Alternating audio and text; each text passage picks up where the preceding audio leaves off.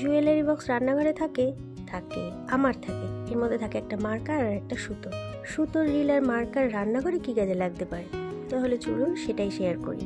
মাছ ভাজা করতে বসাবো, দেখলাম ড্রামের তেল শেষ। তো নতুন ড্রাম যখনই খুলি তার গায়ে এরকম মার্কার দিয়ে আজকের ডেটটা আমি বসিয়ে রাখি। এতে খুব সুন্দর একটা হিসেব তৈরি হয়ে যায় নিজের কাছে। আর যারা বাজার করে তাদের কি সুবিধা হয় বলুন তো, একটু ডেটটা দেখে নিলেই বুঝতে পারে আবার কতদিনের মধ্যে সেটাকে রিফিল করতে হবে। তো কড়াইতে তো তেল এখানে বসিয়ে দিলাম, মাছটা ভাজা করব। এই দেখুন, আগের চালের ডেট ছিল 28/12/2023। এই ছোট ড্রামটায় করে চাল ভরে রাখি আমি রান্নাঘরে, তো তার উপরেও দিয়ে রাখি নতুন প্যাকেটের চাল ব্যবহার করার আগের ডেট। বড় ড্রাম একটু দূরে রাখলে ছোঁয়া মেলার থেকেও দূরে থাকে। চালের বস্তাগুলো আমি কাজে লাগাই, কিন্তু গতকালের শাকটা ফ্রিজ থেকে 7 সকালে বের করে রেখে দিয়েছিলাম। এবার এটাকে ভাতের হাঁড়ির ওপর দিয়ে রাখলাম, ব্যাস গরম হয়ে যায়। আমরা সবজি সেদ্ধ খেতে খুব ভালোবাসি, তো এই শিম তো খেতে দারুণ লাগে। এইভাবে সুতো দিয়ে বেঁধে যদি ভাতে সেদ্ধ